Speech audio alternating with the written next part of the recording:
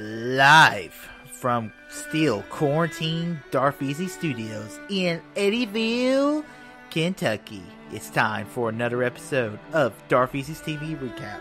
Tonight, Picard and Data say goodbye.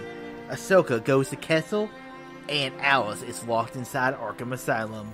All this and more on this week's episode of Darfeasy TV Recap. Now your host, Darfeasy.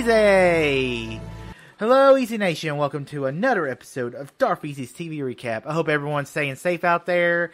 I mean, like I said, I'm saying this every week, and I'll keep saying it. It's a depressing time right now.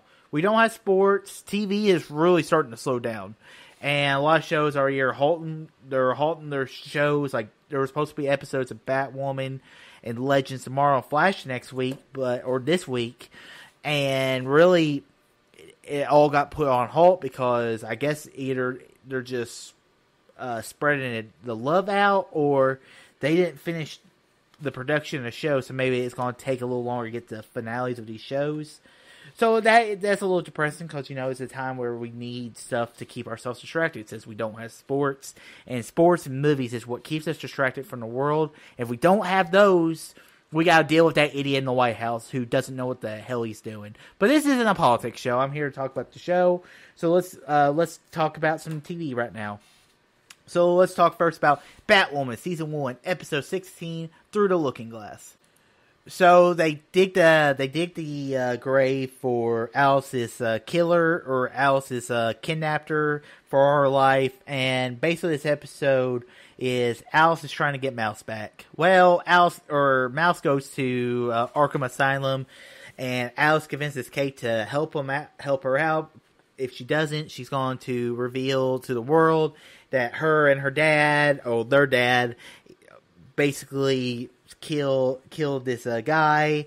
So Kate helps her, but really, she's just tricking her into locking her up into Arkham Asylum. So that was some interesting stuff. So Alice is locked in Arkham. We'll see how long that lasts.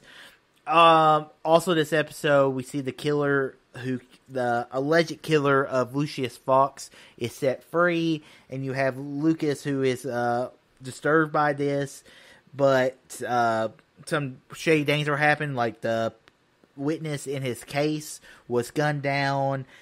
He is gunned down, and Sophie and Kate's dad are shot at. So some suspicious stuff is going on with Gotham City, and we'll see what happens next week. Let's move on to, or I guess in a week after, let's move on to Better Call Saul, Season 5, Episode 6, Wexler v. Goodman.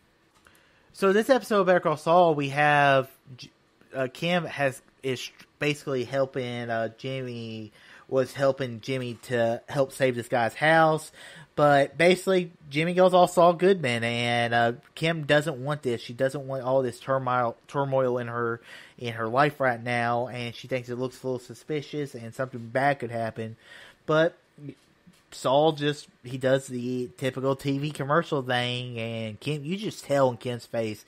And after the end of the episode, where Kim just lets it all out on Jimmy, and you get it. You see the frustration in her face, and that's just the good acting from the actress who plays her.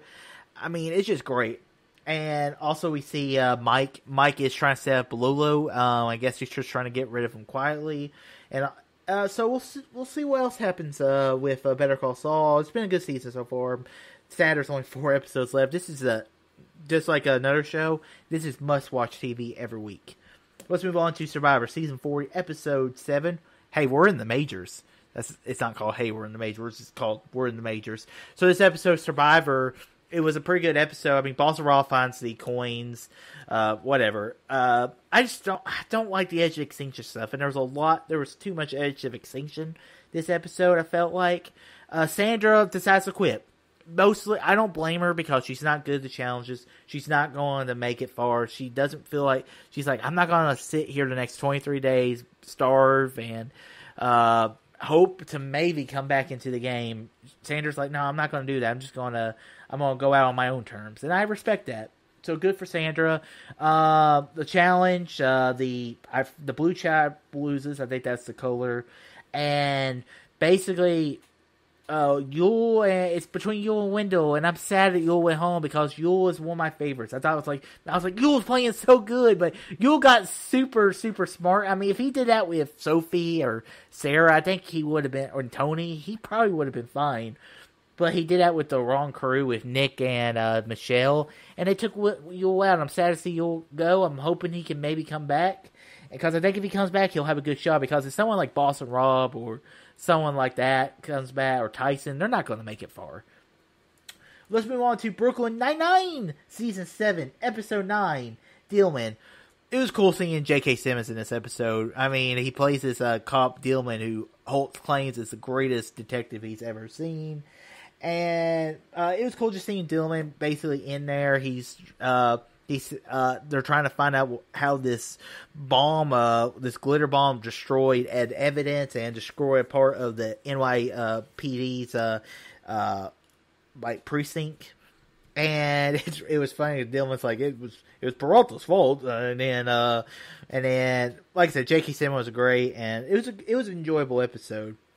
Let's move on to the theme of the week: Star Trek Picard, Season 1, Episode 10. Get the E.T. in Arcadia, Ego 2.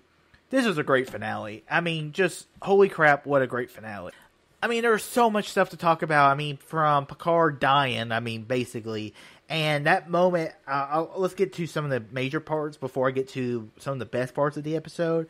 Like, the scene in the episode when he's trying to convince Soji to lay down her arms and to convince the people that you're not the destroyer and we can have peace. And this was, I was watching Jeremy Johns' review, and he says this a lot like Mass Effect. I didn't even think about it, and it kind of was like, even the portal with the alien creatures, it kind of reminded me of the Reapers from Mass Effect that would destroy all life in the galaxy except for synthetic.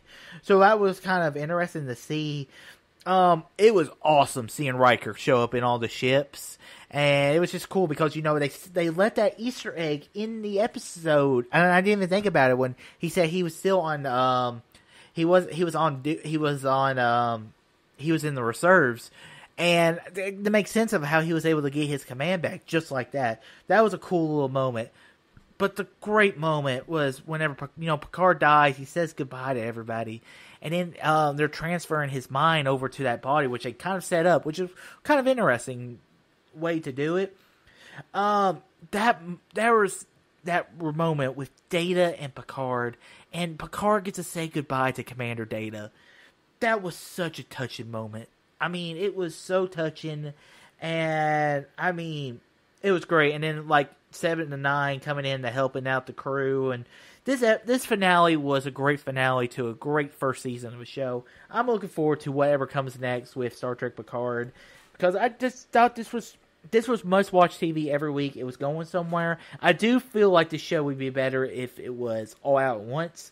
But, I like doing this TV podcast, so I do it week to week. So, but guys, it was a great finale, and I love how they all are on the bridge of this ship going off for new adventures. And, yeah. Let's move on to Star Wars Clone Wars, Season 7, Episode 6, Deal No Deal. So this episode was a much improvement of the last week's episode. Some people may not like this, and I don't like that we're just focusing on these small stories. Like, there are so many stories I would have preferred Clone Wars to do than this. I would prefer to send the Yoda and the Wookiee episodes they were talking about doing, the Cad Bane Boba Fett episode. But this is what we're getting, so I'm just going to not complain about it. But it was cool seeing Kessel.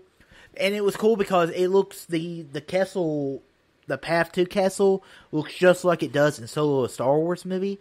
So I like how Filoni's the master of creating the Star Wars universe. He really is. I mean, from all the little things you saw in Mandalorian, the small stuff, to this.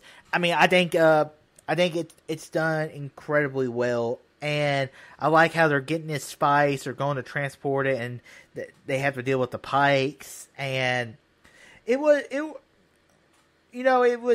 interesting. It was a much better improvement of last week's. I understand last week was just, let's set up these characters so we can get them to do something else.